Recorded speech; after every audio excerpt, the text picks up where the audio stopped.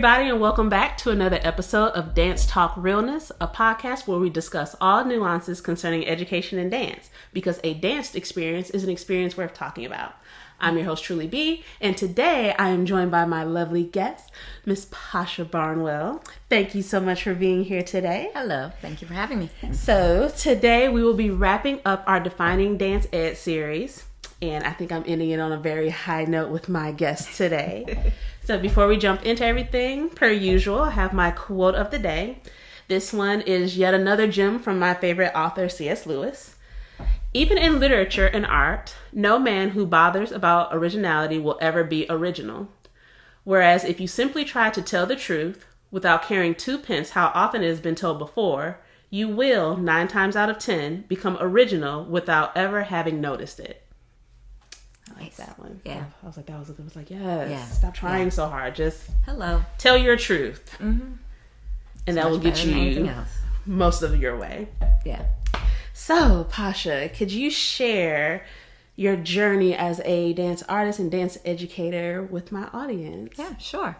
Well, I started at 3 years old. I was bouncing around the house and dancing and twirling. As most kids do. And my mom was like, okay, I need to put her somewhere before she breaks everything. So at the time we were living in Germany, in Bitburg. So it's like southern Germany. Mm-hmm. And because she's military. She was working in the school. So she was in the army, but then she got out and she was working in the schools as a school nurse. Okay. She was an army nurse. And so she went down to the rec center and they had classes there. You were supposed to be 5 years old to start. But she talked to the lady and was like, please take my child. Yes, Mom, coming through. Yeah. Like, just take this baby. Yes, please, Get her out the house. Yeah, so she's like, all right, well, let's see how she does. And so they took me for that one class and she was like, okay, she's doing all right. And so I was in there with the 5-year-olds. And I remember everyone had their splits and I was like, well, I want to do that. And so then I worked on my splits every day so I could get it at 3 years old. Yeah, it was... And it kind of kept going from there, to the point where, as I was older, I would, brush my teeth with my leg on the wall and homework in the frog and whatnot. My friends were always like, why don't you ever just sit normal? I'm like, I am sitting normal. What are you talking about? Like, this is my normal. Yeah. So, it's just like, whatever. So that was when I started, got my first taste of dance. When I was 5, we moved back to the States for a year in Fresno, California. Mm-hmm. And I went to Severance Dance School, which, by the way, coincidentally, one of the people I work with now ran the school years after I left there for a little bit. Yeah, Christopher Doyle and his wife, Francoise Doyle. Oh, wow, really? Yeah. I was like, Severance Dance? That's where I went. Oh. Yeah. I was in one of those all-in-one classes where we did tumbling, tap, and ballet. Yeah. The infamous combo class. Yes, the combo class. Yes, and I remember one of them was, our end of year thing was how much was that dog in the window? Yes. Ruff, ruff. The things that stick with you are always amazing to me. It really is, yeah. And then we had a little butterfly dance with scarves, so it was great. 5 years old. Then we went back over to Germany when I was 6, and I started with a Swiss teacher, Jürgen Ebersold. And I was studying there. And around 7, I decided that I didn't want to go to ballet anymore because it interfered with cartoons. I couldn't see afternoon cartoons because back then, it wasn't no 24-hour cartoons, Cartoon Network, Nicktoons, Nick Jr., like Disney Plus. You had to catch it right after school. It's that sweet spot between like 3 and 5. Yes. And if you missed it, you missed it. Like, that was it. You better hope you can catch Saturday morning. Right, yeah. And so I was like, Mommy, I don't want to take ballet anymore. She's like, why? I was like, because I want to watch cartoons. She's like, yeah, no. It just broke my heart. I'm that parent. Yeah. Like, no, you need to go. Like, go do this. So, apparently, and I've used the same philosophy with my kids. I must have gone to class and just did fine, even not seeing the cartoons. So, thank God she left me in there.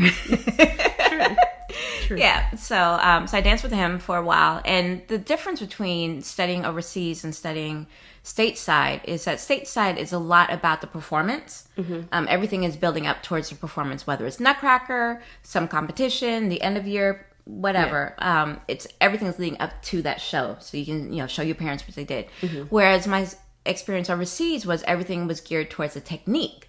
And so we actually only had a performance for our parents like every 2 or 3 years. Oh, wow. Yeah. No, we were working on stuff. And then, we'll show you when we're ready. So it was like, I think with him, maybe, and I was there with him from 6 until I think like 12. So in those 6 years, I think we only did like 2 shows. Wow. Yeah. Jeez. Yeah. Wow. Because I really thought you were going to say that there was only like one a year. Yeah, no, just like whatever we say, we're going to show you. Yeah. Then we'll show you. Right. But we're working on this. Yes. And it was in studio. It wasn't even like it was, on a big stage or anything like that. It was in studio. And funny because I grew up like total bunhead there. Like I took my jazz and tap, whatever. And at the other studio, I'll get to that. But jazz in Germany is a lot different than jazz in the States. Let's say that first of all. Yeah.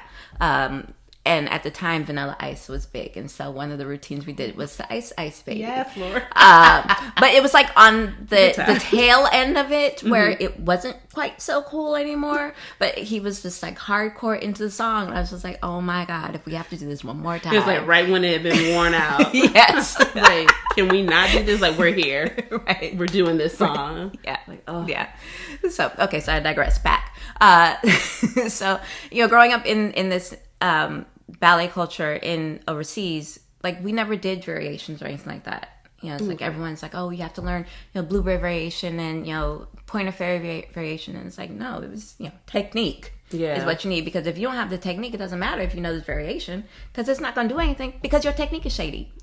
Yeah, well, you know that's fair. Yeah, it's like, wow, okay. Can't really be mad at that argument right now. It's like, yeah, it's like, well, yeah, because I've seen a lot of bad ones.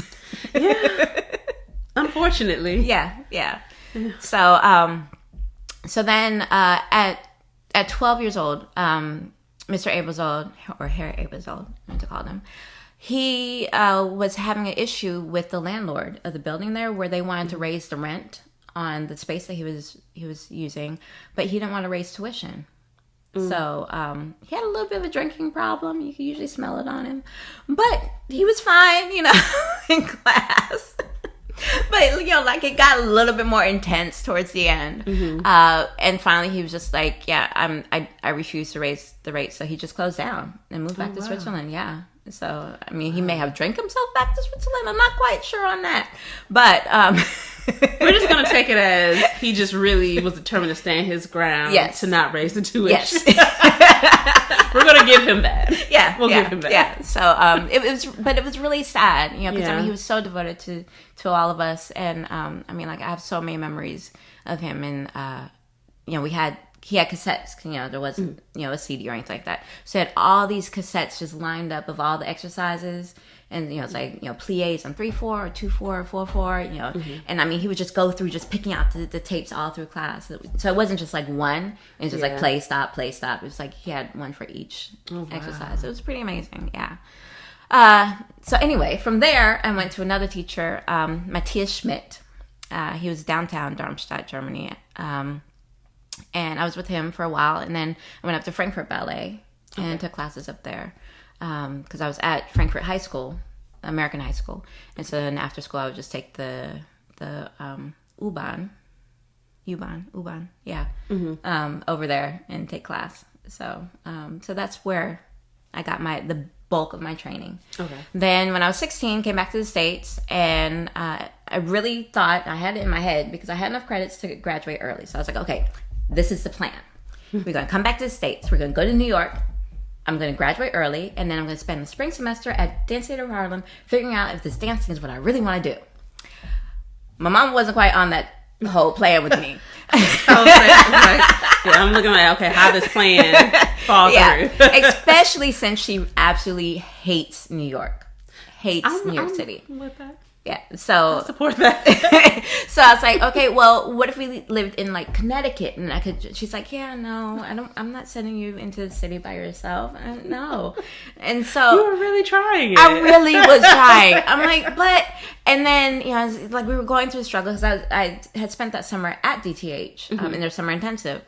And so then it started in July, then it was August, and we still didn't have any place that we were going to settle down. And by then I was just like, you know what, fine, whatever, wherever, can we just be somewhere already? I should have thought about that a little closer because we ended up in Rhode Island. Oh. Yeah. Yeah. It's interesting, you know. I mean, I think for people that were born and raised in Rhode Island, you know, it's great. You know, that's what you know. It's wonderful. It's fabulous. As a little black girl coming from Germany that was determined to dance, and you know had done ROTC, had been the whole military brat and whatnot, going to Rhode Island, you might as well have just shot me to the moon. I was like, what is this backwards place that you have brought me to, and why? I was like, this is the worst place ever. Ever. I was gonna say, what was the dance scene like? It was interesting. I actually ended up at State Ballet of Rhode Island. Okay. With what's her name? Marcy Hurston. She had these big fake eyelashes, and I swear it was a wig, but like this curly little black wig that's in like just full face makeup. Yes. Every class. And she would sit on this, you know, high chair and teach, you know, she'd go through, you know, combinations, and she had, you know, it was State Ballet Rhode Island, so they had classes and they also had a company. Yeah. And so it sounds a lot more fancy than it actually was, you know, because, I'd be quick to say, yes, I was part of State Ballet Rhode Island, and when I was 17 years old. But, you know. It sounds good on paper. Yeah, it sounds good on paper, but it was just, you know, like a school with a company, like any other little school with a company. Yeah. So, but, I mean, it did have some adult dancers in it as well. You know, like there's one, I can't remember her name. She had biscuits for feet, though. But she could turn on them. I mean, like, she was amazing. I'll give her that. That was the best description. I mean, she'd whip out those 32 fuetes on them biscuits, and I would look at her, I'm like, how is she? She's not even on her box. That sounds dangerous. But, I mean, she made it work. I was like, okay, girl, work. Okay. Work. Yeah. Not about that lifestyle. Yeah. But okay. I mean, it's like, if it works for you. It works. So, so I spent the year there. We did Giselle for our spring production. And that was my defining moment where I made that hard left into modern. Because I was on stage. I was a Willie for second act. You know, first act, villager, whatever. And then, you know, all the girls were Willies for act 2. Yeah. And I remember my feet hurt so bad, and I was just like, if I have to do another one of these little stupid chugs, I'm just going to be just over it. It was the chugs that took you out? It was. It was them chugs. I was like, if I have to do another one of these things. There's so many other places in there that I would have thought would have been that moment. Yeah, no. It was the chugs. Yeah, it was the chugs. Yeah. I was like, this whole core life is not for me. I can't. I can't. I'm not mad at that. I looked around, I tried, and I can't. Sometimes you need that moment where you're like, you know what? I thought maybe. But no, not at all. Yeah. So, but, you know, with dance being such a big part of my life, I was like, well, I still kind of want to keep doing it. Although I had, you know, I was, you know, very much a right brain, left brain person. So while, yes, I had this dancing, I was very much the academic nerd. Okay. So, loved chemistry. And so I had this idea that I was going to be, you know, a pharmacist. Because I was like, I can use chemistry in pharmacy. Yay! Went to pharmacy school at Howard. And I was like, I'll be a dance minor. That didn't work out. I will not speak ill of the dead. But that didn't work out. So, please continue. So I was just in the pharmacy, but that was killing me. I was just like, this is not me. Like, I can't read doctors' handwritings. I am not about to kill somebody because I gave them the wrong prescription. Yeah. You know, it was just too much stress. And so I was like, all right, let me figure this out. And I was like, photography, go back to dancing. photography was just too hard to get into because it was always closed. So I was like, well, let's try, to get back into dance. And then I was actually in my photography class when I saw Washington Post on the desk with an article about Fabian Barnes and Dances to the Washington. Oh. And so I was like, oh, dance, he was, from Dance Theater Harlem and all that. It's right here in D.C. It's like, okay, well, let me go check this out. And so I went, checked it out, and I have to say, for all the stress and drama that was my entrance back into dance and back into, finding me and who I was. So, as I say, the rest is history.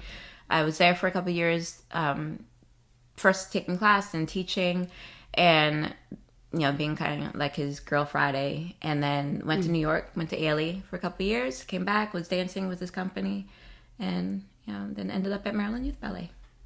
Oh, you skipped over. That sounds like a huge portion of your life. It was. I was like, wait a minute. I was like, you just sound like you summed up an important segment just then. I was like, wait a minute. Run that back. Okay, all right. Run that back. Go ahead. I know. Time. Okay, all right. So I will be nice. Yes, about it. Nice. Okay, so went down to Howard. That's where I was going. So I was at Howard, and the plan was to be, dance my along with this pharmacy thing. When I got there, Dr. Johnson wouldn't give me any kind of information. I don't know what it was per se. I didn't look right. I didn't ask the right questions. I don't know, but she had some aversion to giving me any kind of information on how to do this dance Myra thing. But I mean, Howard overall doesn't give you a whole lot of information. Like, I went down, when we came down, I didn't know what dorm I was staying in. I was just like, I hope they have a place for me. That is important information. I need to know I have somewhere to lay my head at. Yeah, and I mean, everything was kind of, figure it out type deal. Wow. So I wasn't that shocked that she was like that, but then the fact that it's like, okay, I'm trying to get this information on how to do this. You're not giving me anything. I keep coming and you keep just blowing me off. So then my mom called down to try to get some information on what I need to do a dance minor. I went in again, I'm trying to do a dance minor. What do I need to do? And she's like, oh, so you have your mother calling me now? I was like, okay, see, first of all, she's grown. She can call whoever she wants to call. Like, what I'm gonna do? Stop her? Second of all, she was only calling because you not giving me the information. Yeah. So, I was trying, but my mama got mad, and what I'm gonna do? I can't stop her. Right. So, she still didn't give me anything. I was like, what is wrong with this woman? And so then somehow I found out that there was an audition happening in the Ira Aldridge building. On the stage there, but I didn't know anything other than where that was, right there next to Crampton.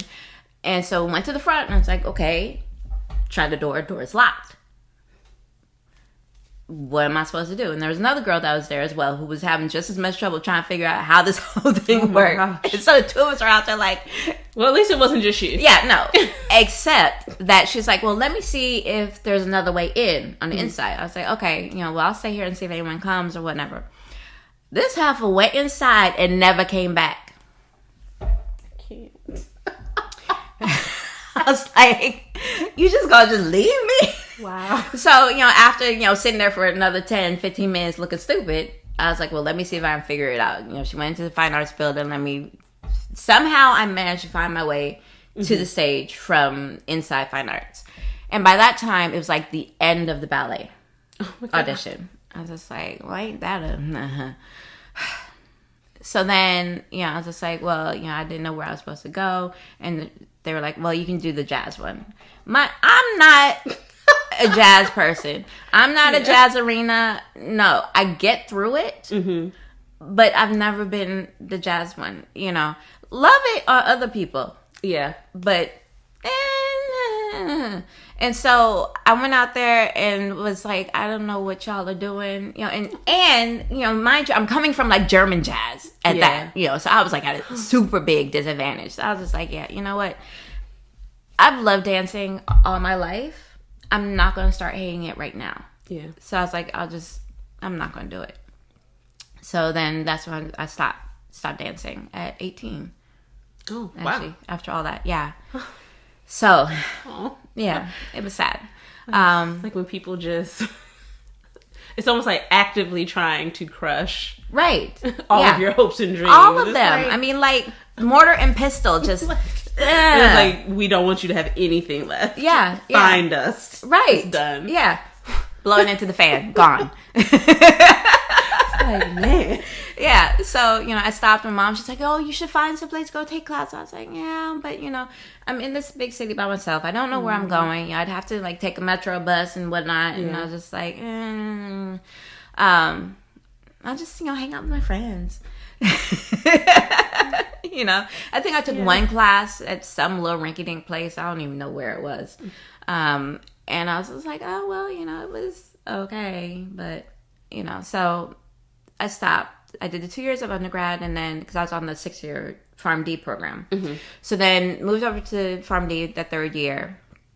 And I was just like, And then 2nd year, I was like, I am not feeling this. And then once I got, it was 3rd year where I was just like, this is just driving me insane. And I started like doing partial enrollment because I was like, I can't do a full load of this. And started getting into photography and stuff. And then that's when I found the article and ended up over at Fabian's and started taking class again. And at that time, he was over at Eastern Market. So I would take the train over Eastern Market and take classes and whatnot. And it was great, and got a job out of it and all that. So I was like, woo! And then when I was 21, 21, turned 22. That's when Sade came along. Aww. So, yeah. Little babies. First baby. So I was like, oh. And now she's like... Yeah. Adult. Yeah. Full adult. Which is still... in my mind, I still see the little 13-year-old I had in class. I'm just like, you are an actual adult now. Yeah. Yeah. Oh, my God. All the way legit. Like, all the way. Like, can go and buy alcohol by herself. Legit. Like, grown. It's like, oh, okay. Yeah. Like, you are not a little kid. Like, wow.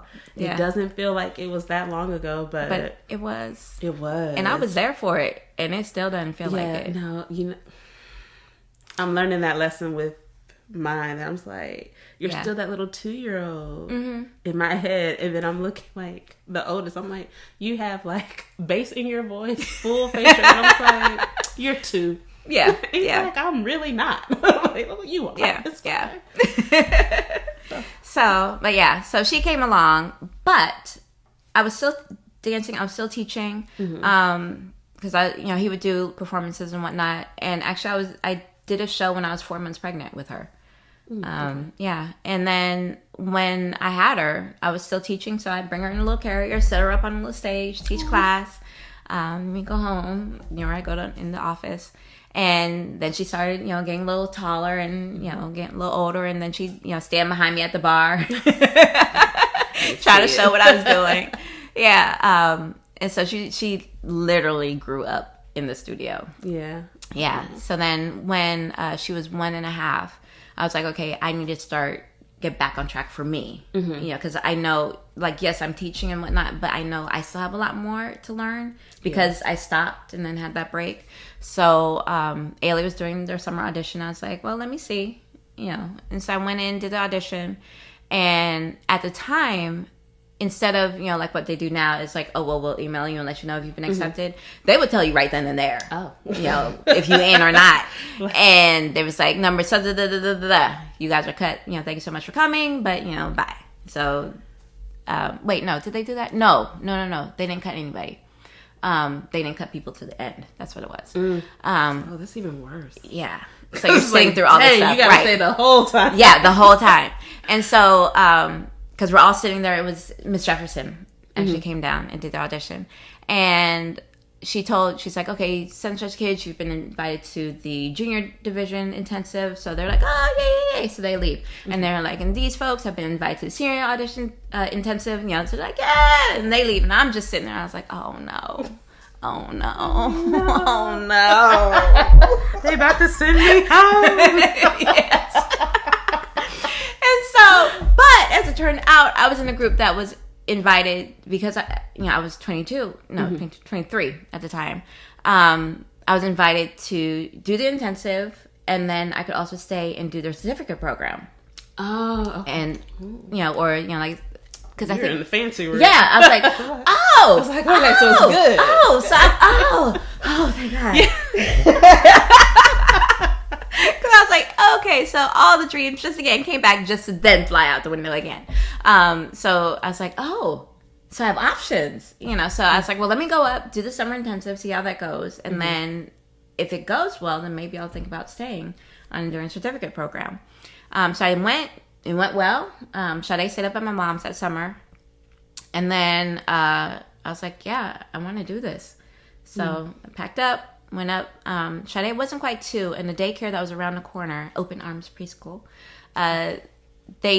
students technically had to be 2 years old to start. They would have taken her, but I was like, no, let me do it right so that nobody has anything to say, and then also gives me a chance to kind of get settled into what's happening.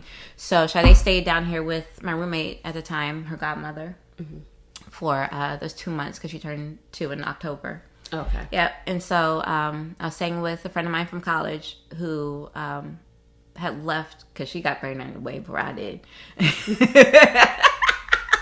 You be like that sometimes. So she was back at home. So I stayed with them up in Mount Vernon. So they had the extra room up in their attic, basically. So stayed up there, and I would commute into the city, take her to daycare, take class, and then we make that reverse trip up.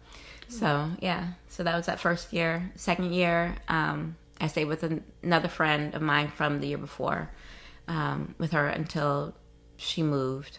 Her boyfriend was crazy, and she bad situation. I was like, I just need to just go, not be involved. So took a semester off then, and then went back, and then Osage, the now 16-year-old. I was like, oh, so just but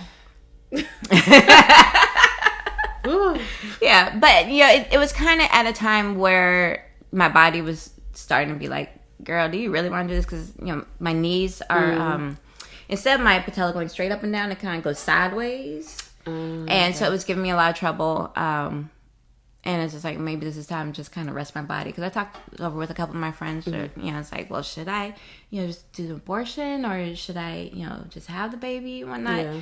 Although, I've always been pro-choice. But for myself personally, I was just like, I don't know if I could personally do that. I agree. That's a thing that I've always tried to, for some reason, some people don't get that. Yeah. Like, they don't see that. I was like, I was like, I am, in a general sense, pro-choice. But for me personally, I couldn't do it. Right.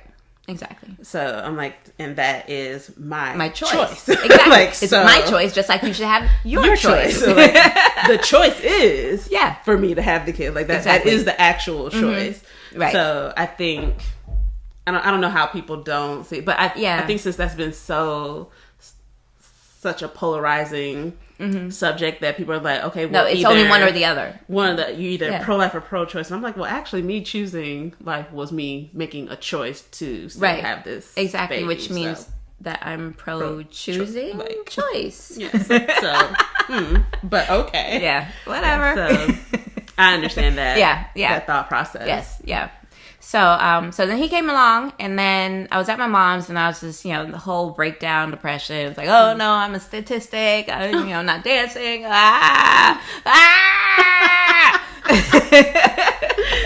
What's wrong with me? And then, I got it together.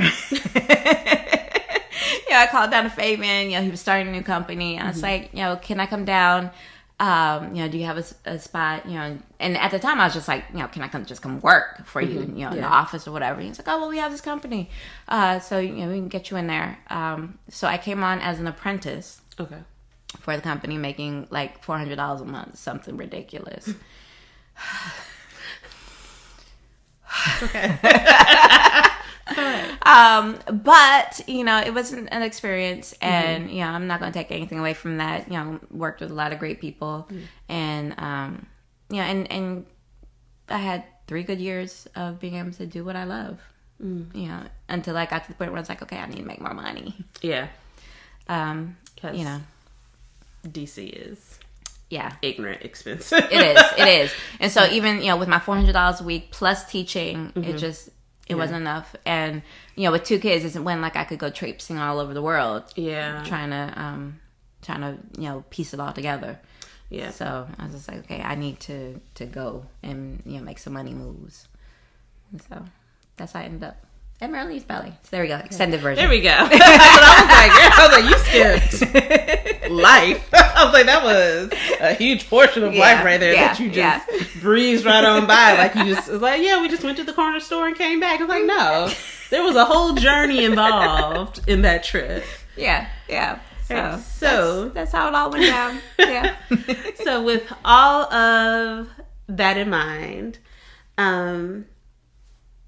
and obviously how it all shaped how you see dance education. Yeah.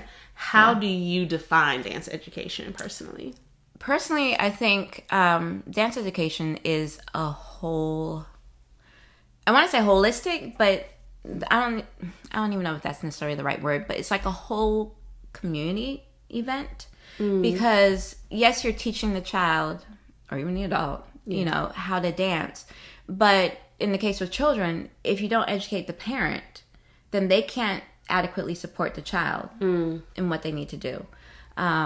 So you need to have that. And then also, if you don't educate the community, then that child won't have the support of the community, whether it's through performance, through financial resources to be able to pursue it. Because dance is expensive, and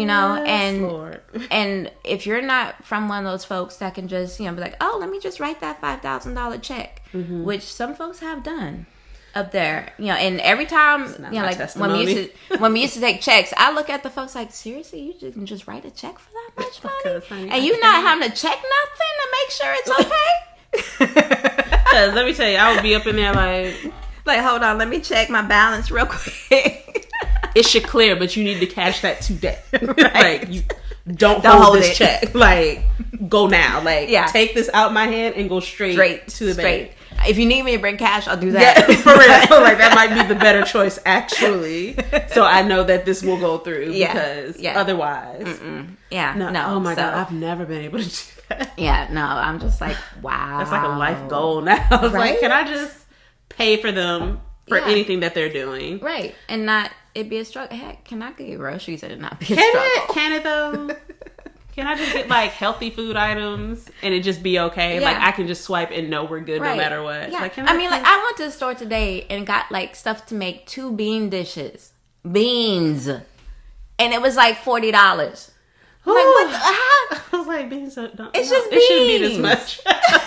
It's beans and a couple little things to go with the beans. It shouldn't be that much. My whole heart was... So... There has to be a better way. The struggles. Right. So... And that's one of the things that's always hard. It's like, yes, go with this dance thing. You're just not ever gonna have any money, but be a dancer. Do it. It's like, God, dog. I'm like, y'all do have a side hustle, right? Or let this be your side hustle. I don't know. Have some other things. Yeah. That can work with you. Yes. So, but anyhow, back to the question. Yeah. So I think it's a multifaceted approach. You teach the kid how to move their legs, move their feet, and stuff. Teach the parent how to support their child in that. And then also so that the community, especially the Black community, understands that this is a viable thing. Because if you go to anybody and say, oh, I want to play football. They're like, yeah, you can play football. You say, oh, I want to play basketball. Like, yeah, you can play basketball. Oh, I want to be a rapper. Okay, yeah, you can do that. They need to stop that one. But You know, but they're like, oh, I want to be a dancer. It's like, huh? Yeah. You know, it's just like, no, this is legit. People can actually do this as a job and not just on a pole. That has been, I will say, one of the most mind-boggling things, because I've had coworkers like that, parents like that are like, well, what are they going to be able to do with this? Like, they're not going to be able to get a job. I was like, okay, so first of all, you're talking to me. I have an entire career. Right. Like, I am literally doing the thing. Like, I am not a figment of your imagination. Like, it is happening. Like, I have, like, at the time, I was like, I have a steady paycheck. I have benefits. Yeah. Good health insurance. Yeah. What? I was like, what are you talking about? It's a thing. And I'm like, and I think part of it is that educating, because some of them I was like, I'm just going to walk away because I'm going to say something crazy. But some of them I would start listening. I'm like, okay, well, these are some options of things that they can go into. Yeah. I was like, and I think that people are stuck on the idea that if you say that you want to be in dance, that you only want to be on stage. Right. And that's the only dance job that there is. And I'm like, no, there's so much more. Yeah. Yeah. Like, because whether you're on Broadway, whether you're in commercial dance, whether you are in concert dance, you know, there's animation where they have the motion capture things. I mean, there's so many options. Yeah. And like you said, like, it starts with educating people on, okay, well, yes, to you may only see, oh, my baby's in this cute costume. Right. Like, oh, flitting about. Yeah. But let's actually inform you about, these are parts of the field that they could go into, that they can take this skill that they've learned here and apply it over here, and be able to sustain themselves. Yeah. So, which that actually leads me into the question of, what are some ways that you found that you've been able to successfully educate, like, the parents and audience members on these different aspects that they aren't really privy to sometimes? Yeah. Well, what I'm doing at Maryland Youth Ballet, because I'm the contemporary coordinator, contemporary division coordinator, in addition to registrar. Yes, fancy. So yes, fancy words and a whole lot to type out. Yeah, right. Thank goodness for signatures. One time done. But what I found was really important was that, you know, like anybody, any Tom, Dick, and Harry with no experience, you say ballerina, and they have instantly an idea of what that is. I would say 90% of the population, can do that.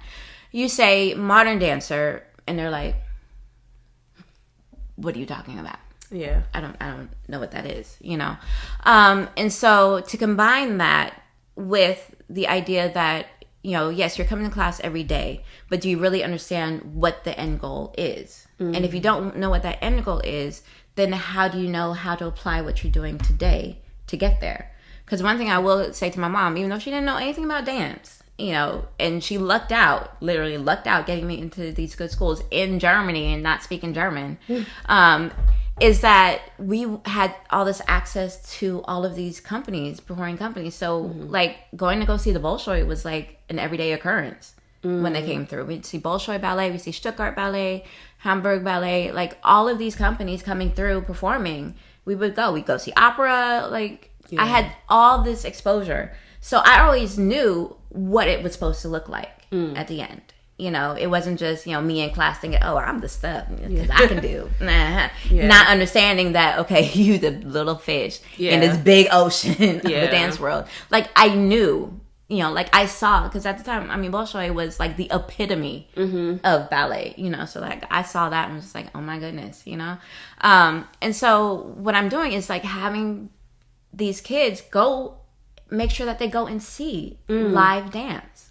Yeah. Because without that, then you really don't know it. Because what I found, which I think is really weird, in this age of YouTube, you know, because I didn't have access to YouTube, but yet I found ways to see these dancers, aside from, you know, my mom taking me whatnot, you know, if I had to go, you know, get a VHS tape, that's, you know, to see it, you know, I would do that. But these kids with access to YouTube right in their fingertips, almost 24 hours a day, they don't use it to go see what's out there. You know, like, aside from the ones that, you know, like, once it gets a little bit more serious and they're looking at variations and whatnot so they can learn the variation. But even then, it's very narrow. Yeah. Narrow scope. They're just looking at that variation. They're not looking at the whole ballet. Like, they don't use that resource to see what's out there and see what it is that they're striving for. And so you end up with this dancer that doesn't really have the drive and the desire or even the knowledge to do what it is that they think that they want to do. I did this one intensive, and I had this one little girl, 13 years old, who was like, had been dancing for years, but very much the beginner. Very much. I mean, like, that group. It was so bad. Laugh at that. I was a guest teacher. Laughter. I was a guest teacher for a week. Day 3, we were on the bar, I kid you not, for 45 minutes and hadn't gotten past tendus. Because I just couldn't let stuff go. I'm like, I can't just pretend like what you're doing is okay. Yeah. You know, and so then day 4, we didn't even have class. We just had a sit down talk. They have a come to Jesus meeting. Yes, yeah. And I talked to them. I was like, what is it that you want out of this? Why are you here? What is your end goal for this? And this little 13-year-old girl was like, oh, well, I might be in the Ailey company. And I was just like, you sure? She caught me off guard with that. Because I was just like, really? Because, I mean, like, the level of cluelessness. Yeah. You know, to think that at the level you're at, you think that you're going to make it to that professional type level in the next 4 years, 5 years, 10 years. When you've already been dancing for half your life. Like, you're not seeing the trajectory. Yeah. At all. Yeah. You know? And I mean, and yeah, I get that, you know, some people are just not self-aware. I get that. But when you see live dance, even if you're not self-aware, you come away from that with a better appreciation for what it is they're doing. Yeah. You know, a little bit, you know, now with, you know, the So You Think You Can Dance and America's, you know, Dance Crew and all these TV competitions have made dance a little bit more mainstream. I think that has taken away a little bit of how hard it is to be a dancer. Because it takes those few people that are talented, I don't take anything away from that, but they have this week of intense training to learn a routine, basically, and then they go and perform that one routine. Do they really understand how they did? Because all they're doing really is copying. You know, they learn, okay, well, put your hand here, put this there, da-da-da, get through this routine. But can they apply it then in this combination, that combination, this combination, to where it's actually technique? I'd say no. You know, so then you have these folks that are out there thinking, oh, well, I can do that. You know, I can practice in my basement and, you know, do a little second jive and then look what I got. Yes, and they like in the basement. Yes. And they're like, yeah, I'm a professional dancer. And it's like, no, you're not. You're not. You know, and the number of people that can make it successfully with that platform is infinitesimal. You know, just like the number of people that can make it into the NBA by only shooting hoops in their backyard. Because that's basically the equivalent of it. Yeah. You know, you don't. But, you know, with that, even with that example though, there's a disconnect of. I mean, there was some work put in by these people that part doesn't get shown. You don't see all the hours that a ball player spent in the gym. You don't see that. No. All you're seeing is the end result of them performing. Right. And it's the same like with So You Think You Can Dance, those type of, because I like rarely I never watched the show while it was running. I would always wait until the season was over. Right. And just binge watch the whole thing and just go power through. Yeah. Because like the students were watching and it's like, oh, well, did you see this? And we went, and I'm like, no, we're focused on getting you to a place that if you went to audition to do something like that, you could survive. Yeah. But in their mind, it's almost like since all they see is that end product, that it's almost like they're thinking that's all that these people did. And it's like, oh, no, baby, no. They've been dancing for a minute. Like, they've been putting in work. First of all, that's how they even got selected to make it into this final number. Is that it's clear they've put in the work. And with that disconnect, it's like, it's impossible for them to see the trajectory to get them to where they say they want to go. Also, though, sometimes I'm like, people be saying they want to do that, live that life. And I'm like, I don't think you actually know what that life is. No. I don't think you actually want to live it. No. I think you're incorrect. I think you need to reconsider. Because I'm not sure you understand what that really entails. Yeah. Because if you're sitting here complaining after an hour and a half, what are you going to do when you have to show up for a 10 o'clock company class and then you got rehearsal from 12 until 5 o'clock? Like, you gonna die. With nothing but your union break. Quit something. It's not gonna work out. It's like, how do you get someone to like really fathom seeing what the trajectory would be for them, because there are different paths for everyone. That we can both want the same thing, but because of how we've been trained in our background, we're going to have different ways of getting there. So I guess it would be how do you get someone to realistically see the trajectory for them? Because if perfect example, because me and ballet are not friends. The same way that you're like, you love watching jazz on other people. I love watching ballet on other people. Love watching it. But I'm like, I will cry my way through a whole class. It is the most tragic thing ever. And every time I'm like, okay, I got it this time. I can do this. And I'm sobbing halfway through the bar and I cry the rest of class. Because I'm like, wow, I'm really not good at this. Like, this is not my strong suit.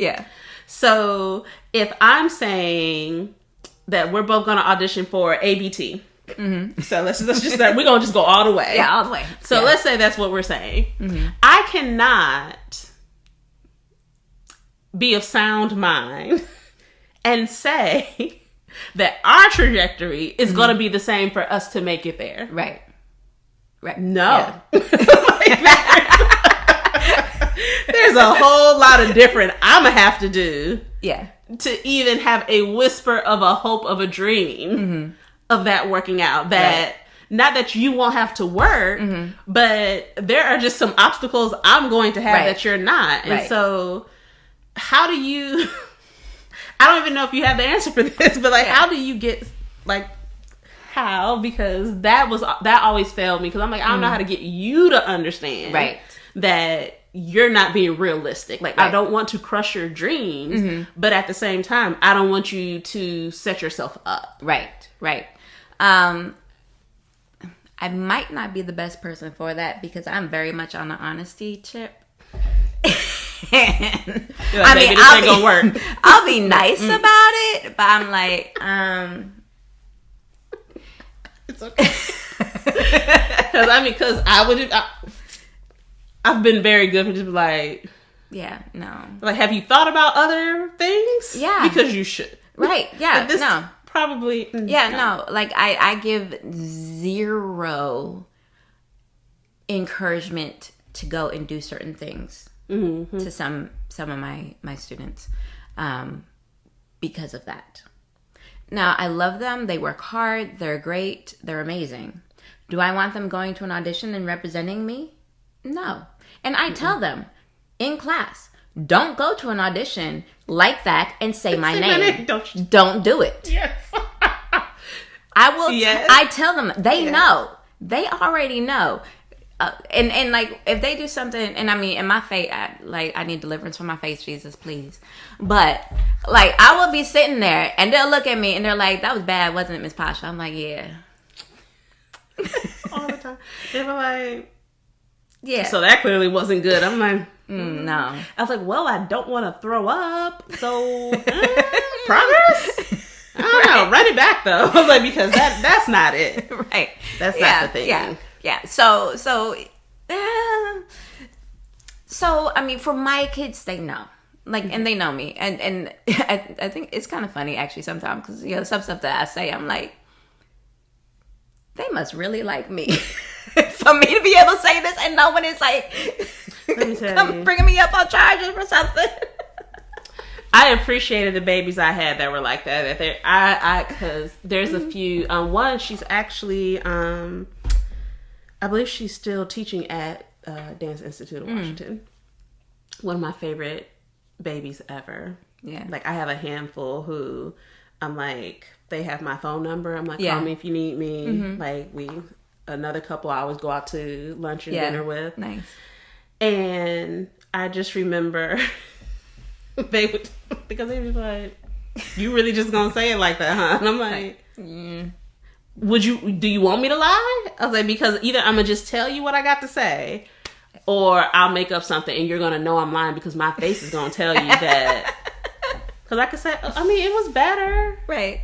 And I'm like, your face though. And I'm like, well, you said be nice. So it's better? Yeah. I'm like, no, it looks terrible. I'm like, you look like trash. I need you to fix it. If you're never going to hold your cord, then you can just stop. Like, I don't know what you want me to do with that. Yeah. Yeah. No, but my favorite is I tell them they look like the little blow-up doll at the car dealership. That'd be like this. I was like, I need you to bring it back together. Like rein that back. Like, unless the choreography calls for it. But yeah, do not. We just doing tondus. I need for you to get it together. Not in tondus. Like, how is all this moving? Like, what are you doing? Like, no, from the top. Yeah, try again. Yeah. Hold still. Yeah. But they know I'm coming from a place of love because I put so much into them. And, you know, my door is always open if they have any questions, they need some help, they want extra work. Like, I'm there for them. They know I will go to bat 100% for them, but they need to meet me. Yeah. And and I'll tell them, it's like, if you're not willing to put the work in there, then, you know, like, why are you here? That, I will say, and it could be environmental difference. Because I found, but you know what? It may have been environmental difference. So I found, let's say, one school, because none of I will say, maybe not none, very small percentage of any of my students went to studio outside of whatever I was giving them. So one group appreciated the honesty and appreciated that I'm like, okay, if I'm giving, I give you everything. Yeah. And I will treat you how I treat my personal children, whether you like that or not. Like, that is neither here nor there. Like, but anything I will say to you that I will have you do are things that I would do to my own kids, because I want you to be as successful as possible. And also, if you're going to go out there with my name on you, I need to be okay with my name being on you. And then there was a switch of kids who did not appreciate that. And so, have you had students who, you know for a fact that, you know, you're doing everything you can, trying to help the babies out, being honest, but it's not being received as such in the way that other students I had one little girl a couple years back, like every week I would be on it, I was like, you need to do this, this is what you need to fix, you need to fix it, you need to fix it, and she just refused. So then at the end year performance, Miss Girl, she did the little chorus section, because it was the piece I had, it was like there was chorus and a little solo duet and chorus solo duet, you know, kind of like that. All she did was a chorus. I'm like, I've been talking to you all year, you know, and I'm not gonna put mess on stage. I don't, you know. And so just because your mommy daddy paid a check for you to be here doesn't mean that I have to give you the best part, the best role. You'll be in it, Like, I'm just required to teach you. You know, Like, but and I will do so. Yeah, but I'm not gonna put you Yeah. in anything important, you know. And you know, she was all in her feelings about it. I was like, well, You ready to be the best core member you've ever? you know, yeah. And I put her in the front. Because I was like, well, this is the only thing you're doing. You know, I'll put you in the front, but understand you are in the front, and if you can't get it, I will move you. So Put you back. Like, you're lucky to get this at this point. Yeah. We'll put you all the way in the back. I used to tell kids, I was like, I will put you in the back corner where the lights are dim. Yeah.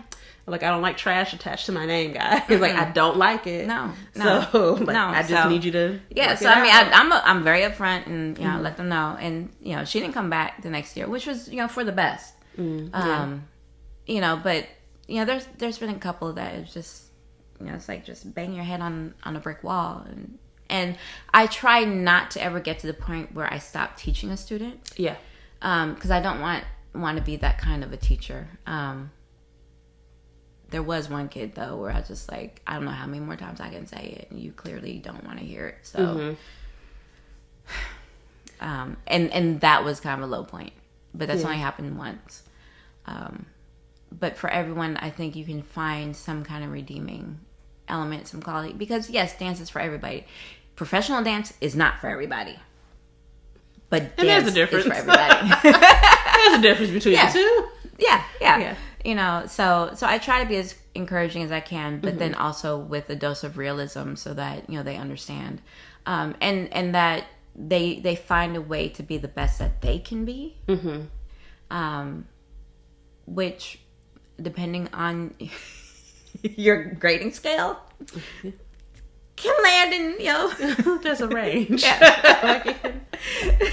Exactly, you know, there's space. right, but it's the best that they could be. Yeah, you know, and so long as they feel good about it and happy with it, then you know, it's like okay, yay, success. And I in fact just had a conversation around that with my students today.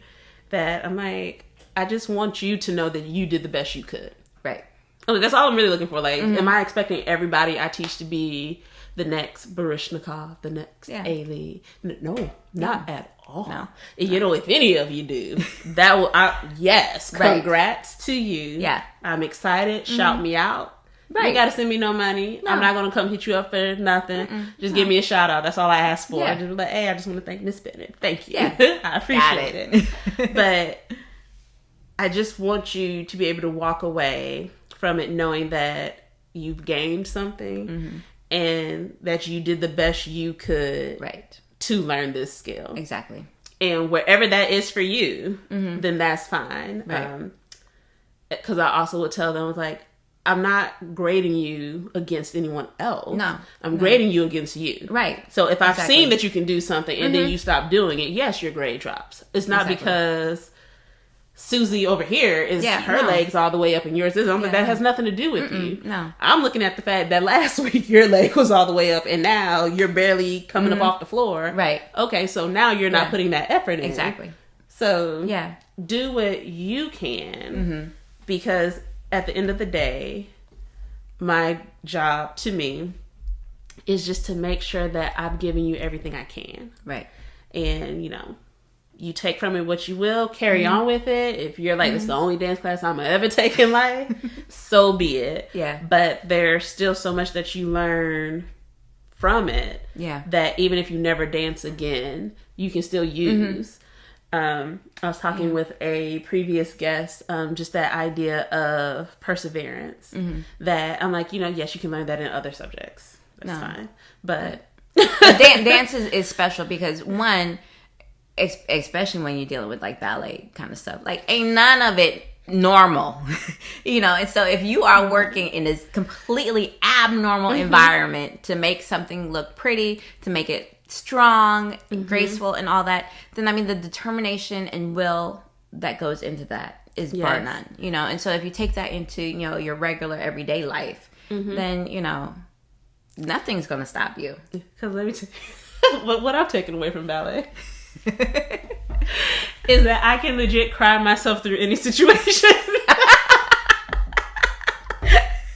But I finish. Right. Yes. Yes. I will be crying, cussing, and fussing my whole way through. Right. But you finished. But I finished. But you finished, yes. Like, I finished a ballet class. Yeah, so no matter how Tears terrible. streaming.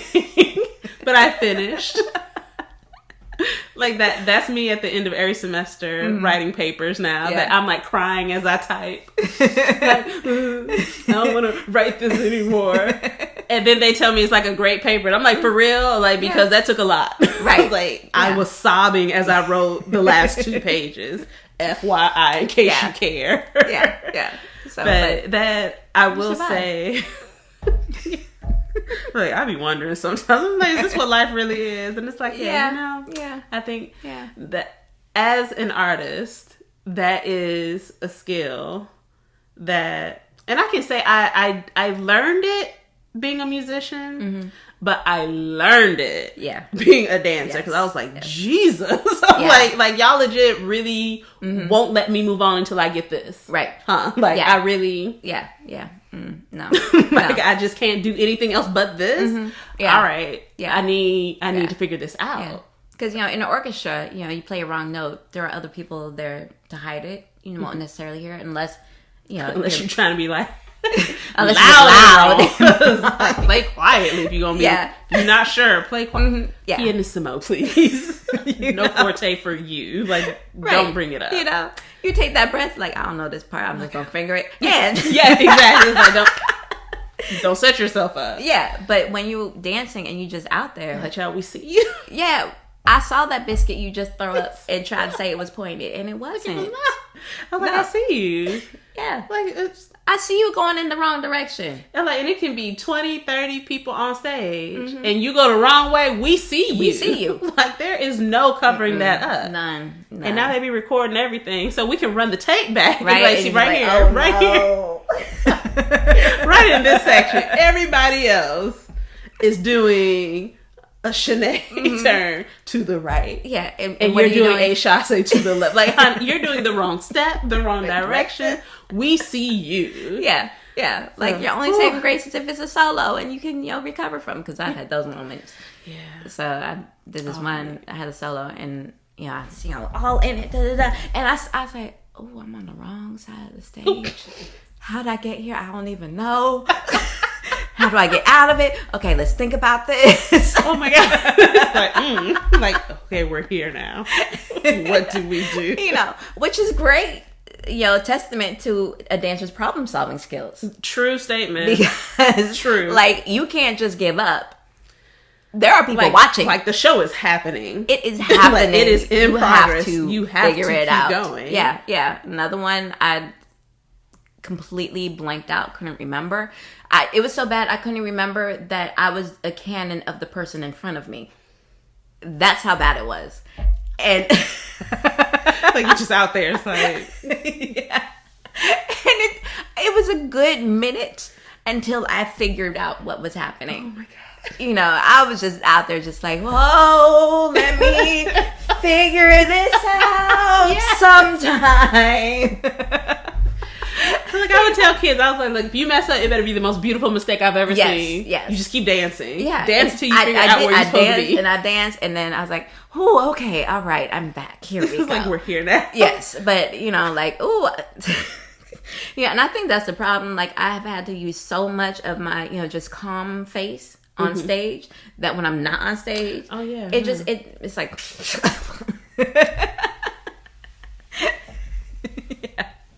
No. So, like that. Like, I mean, it takes so much energy out of me to have that face when performing. That I'm like, I have to keep it in my real life. I ain't got time to put that energy in. Like, man, forget that. But that's yeah. Some things that dance has taught. Yeah. Oh my gosh. So before we end, I did want to touch on the subject that you brought up to me. Yes.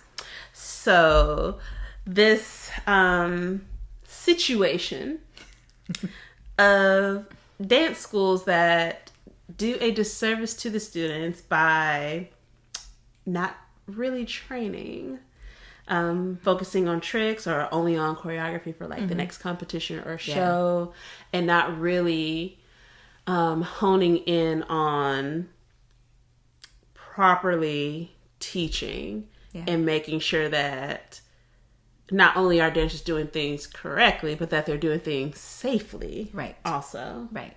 Yeah, and not saying that you have to go to some big name, studio that's affiliated with a company or anything like that. I mean, there are plenty of small schools that are legit and are good schools. Yes.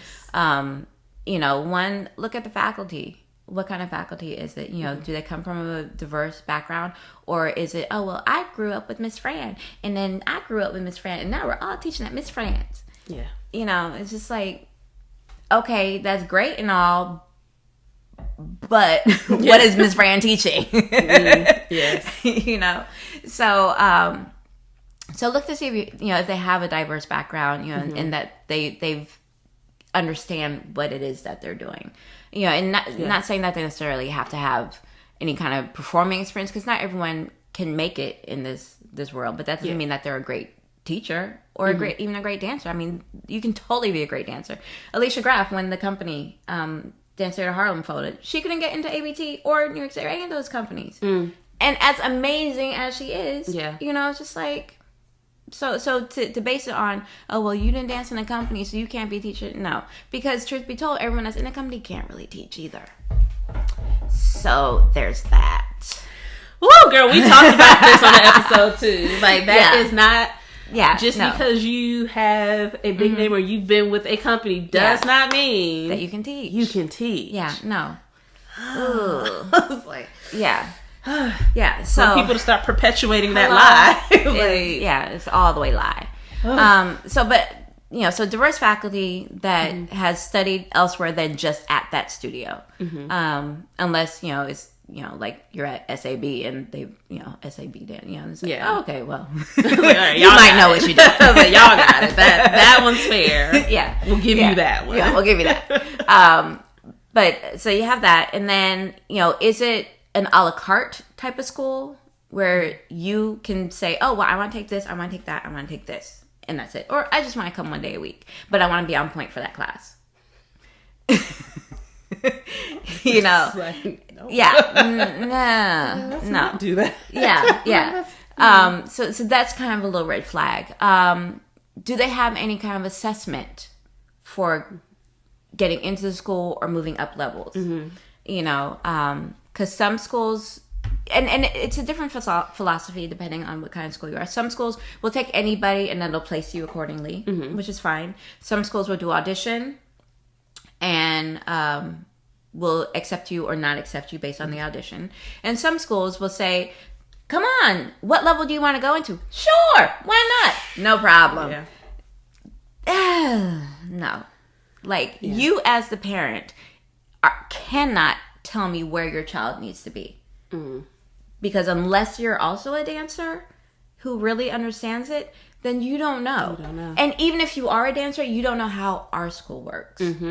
So, okay, you were in, level 15 at your other school, but that means that they're a beginner here. Sorry.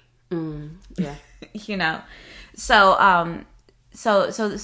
that's a thing. And then these schools that put these kids on point that have absolutely no business being on point is such a problem. Because just structurally, physically, the body is not prepared for that. Unless you have the musculature and the technique to support what happens when you go on point. And not saying that anyone can't dance because they can't go on point. It just means that, well, I'm sorry, but your body wasn't meant for that. Because if you out there pointing your foot and this is all you got, like, that should not be on point. That should not be on point. It's like them girls wearing them 5-inch heels and can't stretch their knees. You know why they can't stretch their knees? Because their feet are tight. They shouldn't be on point and they shouldn't be in those 5-inch heels. Ooh. Like, get the little kitten click clack. Look, come prom season. Right. That's all you're going to see. No. You're like, sis. No. Like, that is not. If you are in shoes, heels, ladies, if you are in heels and you can't stretch your knees, those heels are too high. Period. Point blank. That's it. No. Like, Probably walking like a newborn calf. Right. It's like, just trying. No, It's like, baby, no, it's okay. No. It's okay. You need nice straight legs so you can stand there and strut. For real. Not be like, just like General Grievous in heels, basically. That is an image that will stick with me. But I mean, imagine General Grievous in heels. Oh my God, that is terrible. That's what it would look like. It's like, no. So heels, point shoes, it's all the same. Like, you need to have a straight line from the foot to the shin. It needs to just happen. Because if that's not happening, then there's no way you're not going to get on top of the box. Yeah. That's just how it is. And if you're not on top of the box, then you're more susceptible to injury. Which is true. And at the end of the day, we want everyone to be safe. We don't want to be injured, because if you're getting... Oh, and that's another red flag. If your kid is at a school and they're repeatedly being injured, then that's a problem. It is. And I don't understand how people are okay with that. Yeah. It's not okay. Because I will say, like, have my kids ever been injured dancing? Yes, because you can get injured dancing easily. Yeah. But constant injuries and like serious injuries. Right. Yeah. I had a former student who was at a studio that shall not be named in the Maryland area in Prince George's County. And wasn't participating in my class. Because, like, arm in a sling, ankle wrapped, knee wrapped, all these other things. But would say, okay, well, I can't do this because I have rehearsal at the studio. We have a competition. I'm like, they're letting you dance? No. And you're like, well, I have to. And I'm like, you're going to die. Like, your arm is going to fall off. Your leg is going to go rolling across the floor. And then what you going to do? Right. You're never going to be able to dance again. No. And it just, first of all, I was like, well, you do realize that this goes on your transcript. Like, sis, you're failing my class. Right. But that aside, do they really not care enough about you? Right. That they're just like, okay, well, yeah, I know stuff is broken, but this show is in a week. This competition is coming up. That's not okay. And I had one of my best friends, she like had a torn meniscus, and they wouldn't let her not dance. They wouldn't put the second cast in for her. Oh my God. Like, she had to do it. That insane. And she went ahead and did it. I mean, I would have been like, what? She was like, no. Like, what? Like, I want to still be able to do things. Right. And if I do this right now, I won't be able to do anything else past. Right. Yeah. Like, it just, it's one thing when you're in the middle of a show, you're just like, okay, you yeah, just gotta make it through. But, okay, but that show tomorrow, that show next week. Yeah, no. Yep. No. Because I think the idea that, with a sport comes injury is okay is something that's not okay. Yeah. And, there are, of course, going to be inevitable things that happen, those freak accidents that happen. But if, as a teacher, you should be aware enough of your students to see when something isn't right. Yes. And I had this one young man in my class. It was an elective modern class. And I was just like, I think you need to take him to a physical therapist. I mean, I absolutely love him, but I see that there's something that's not quite right that needs to get fixed. I know a great physical therapist. You should take him. I know I'm not the regular teacher, and that, someone should have said something to you. I don't know if they have, but I really feel strongly about this, And it took her like 1.5 years before she took him. And at that point, the rest of the teachers had just given up. It was like, oh, you need to just stop dancing. And all it was, went there to physical therapist. She fixed him right up. And he is thriving. Wow. And so it's like, as a teacher, you should be able to be aware of when there's something wrong. That's either a simple fix, go to the physical therapist, fix that. Or if they're technique wise or something they're doing that's not right that you need to fix. Like if their kid is constantly with sprained ankles, but then they're standing there rolling over in their first position every single day, you know, like just rolling, and you're not saying anything, then that's on you. It is.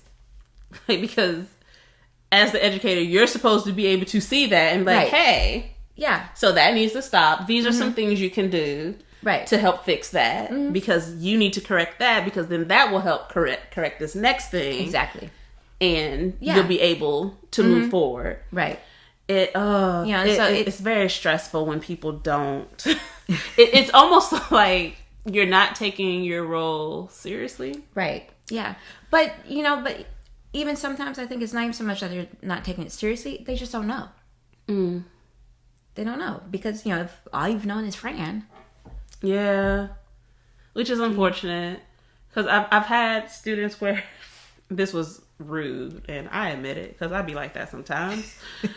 But I would tell them, I was like, because they would say, oh, well, Miss So-and-so says that this is fine. And I was like, you're keeping Miss So-and-so's lights on, is what's happening. Right. I was like, see, I get paid regardless. I was like, so me correcting is me legitimately trying to correct you. I was like, my pay isn't contingent upon your happiness with being told that you're like hot shit. Like, it's like, that's not what my pay is about. Yeah.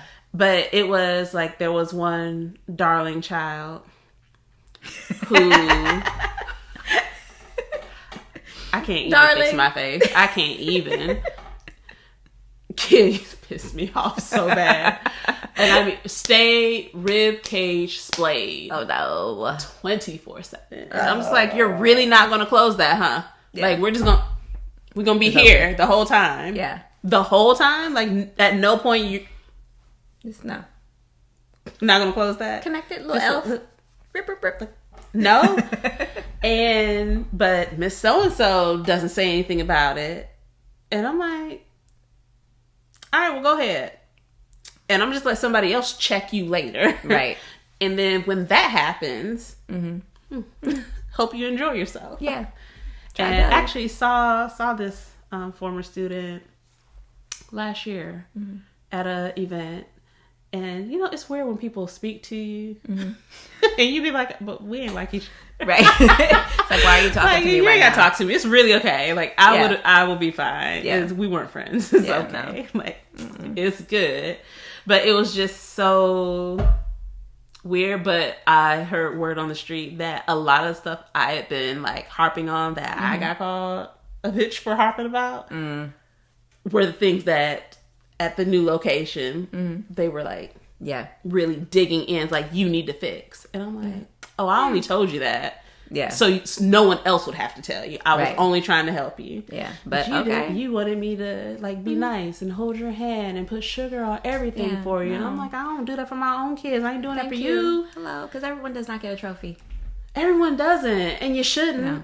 And I'm like, why would you want it? Right. Why do you want a trophy for something you didn't really do? I'm like, that's dumb. I'm like, I would not be proud. I'm like, every trophy I have is for something that I legitimately earned. Right. Like, I don't want one that you're like, oh, you participated, here you go. I'm like, I don't want that out of here. Like, I need to know I really did something. Yeah. Yeah. Like, I don't want to be like, oh, you participated. Okay, I was supposed to. Yeah. Like, that's what I was supposed to do. Expectation. Like, yeah. And so that boggles my mind. But that, I will say, I am deeply appreciative, like I was telling you before, of like the studio where my kids go. Shout out to Dance Dimensions, Forestville, Maryland. Check them out. DanceDimensionsMD.com. Check them out. Register. Take a class. Do something. Like, they're about the business. But I, as a dancer and as a dance educator, I could see, it was a performance I saw. The first time I saw them, I had actually taken a group of my students. It was Six Flags. I don't even know if they still do that. Wow. Dance competition. It was so random that we went, but it was like we got to go to the park. They got to get a ride. So the kids loved it. And we're sitting there, and like they performed, and it was to, I believe, a John Legend song. And I was like, these kids better dance. I mean, be on your leg. Yeah. Yes, turned out, feet pointed, chorus held, spotting every turn. I was like, I don't know who this is, but I need to find out. Like, who, what school, what studio. Yeah. And so get the little sheet with the order. And so I was Dance Dimensions, and I was like, oh, y'all out here teaching. Like, and it was crazy because they stood out because it was clear that training was important.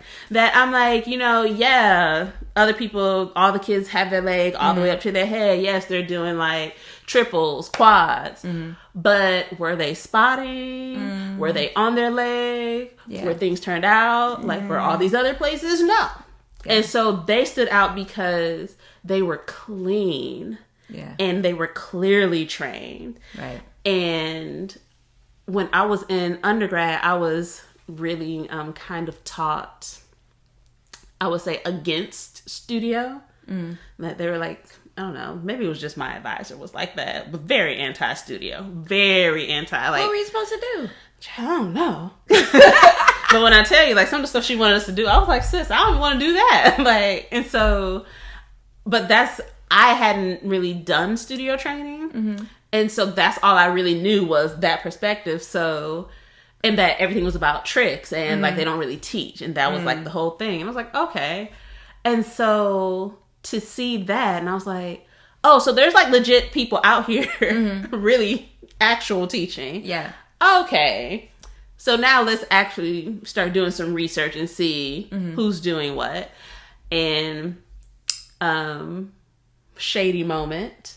I don't know that I've seen too many others in the area that actually train to that extent. And there may be places I just there's some haven't hit seen. and misses because, at Maryland Valley we have so many kids coming in auditioning for summer intensive and whatnot. So there's a variety of schools. And so you start recognizing some of the names. And it is still hit and miss, even with the kids that come. Some are like, oh, wow, where'd you say it? It's like, that. Oh, okay. And then someone else is like, oh.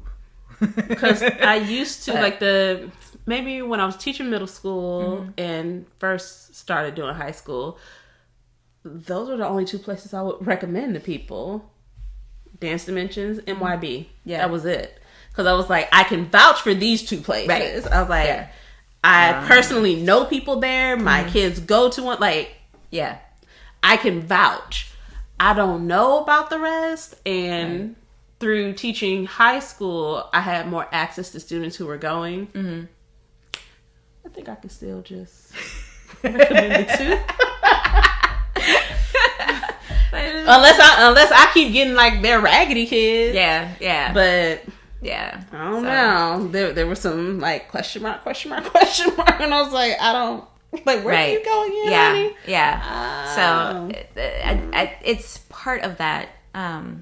Because one thing I have noticed, like with my classes, is that you have those students that have the facility. You have those students that have the facility and have the drive. Yeah. You have those kids that don't have the facility but have the drive.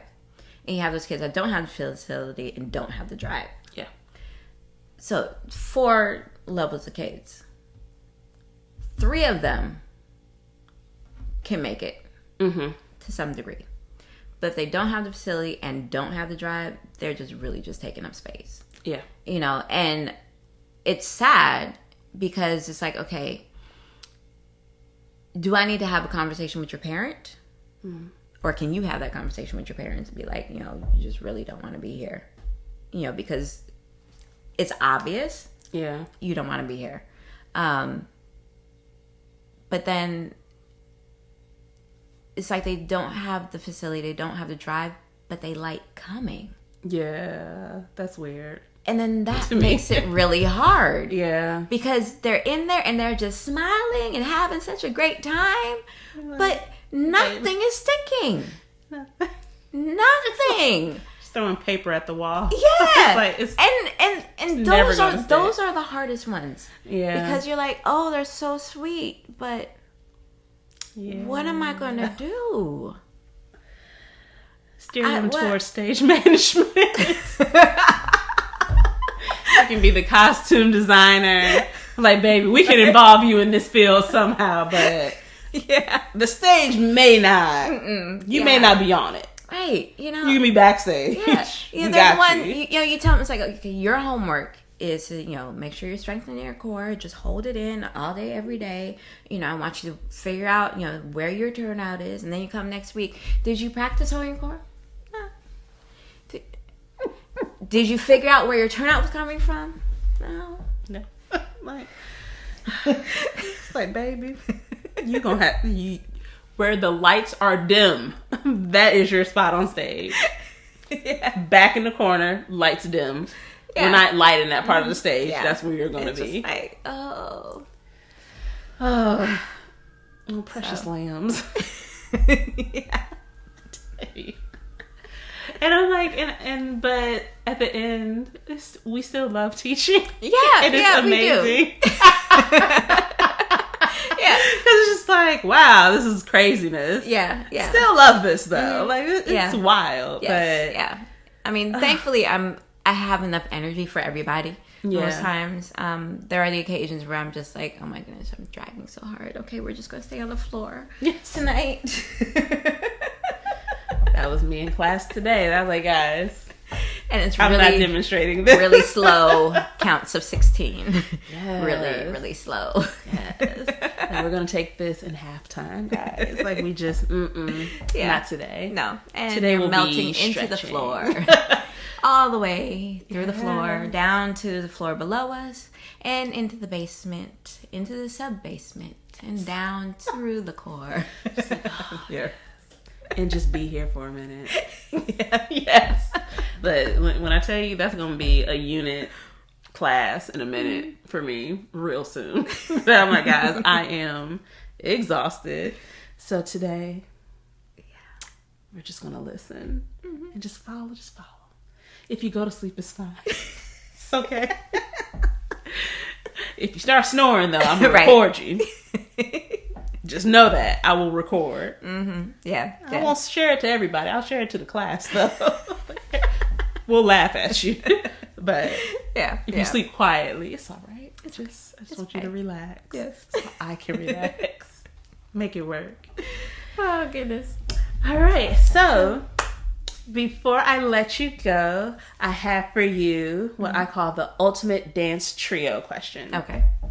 So my question for you is if you could perform any of your 3 favorite pieces, and it could be a piece that you've been in or one that you've only seen, which 3 would you choose? Well, number 1 would be Grace. Ron K. Brown's Grace. Yes. That piece is just like... Yes, start off strong. Everything. Yeah. So that would be my number 1. What else would I want to do? Well, growing up, I used to, I had my little Sony cassette player and my little headphones, and I would listen to the score for Swan Lake. Yeah, that was like on repeat. Well, flip the tape over, play, flip the tape back over, and play. Sometimes I have to use the pencil. Yeah. Wind it back. So it was on that kind of repeat. But I would have liked to have stayed with ballet to be able to, be in Swan Lake.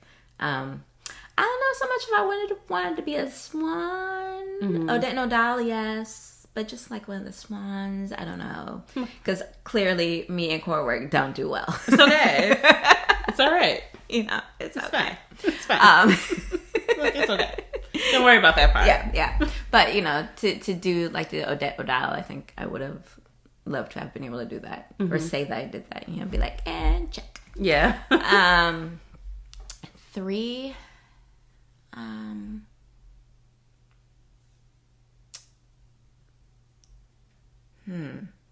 know everyone always has this pause.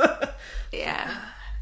Like, part of me wants to say, like, a backup dancer for Michael Jackson or something. Oh. That would have just been amazing, I think. I mean, you know what? I can see how it would be. Yeah. Like, can you imagine? Right? Yeah, that's actually a good one. Yeah. Like, I like that. Yeah. Because he did all the things. Yes. Yeah. So that, that's, wow. Yeah. Like, just to have been in Thriller. I mean, just give me the makeup. Oh my gosh, yes. I'm there. Man, let me tell you, if I were one of those people, you would never hear the end of it. Never. Yeah. Oh, that would be the story I would tell. Right? Everyone, every time I would have pictures. Yeah. I would be a hot mess. Yeah. I would be no good to talk to. Yeah. And I mean, and tied with that, only second to that would be in Brand New Day from The Wiz.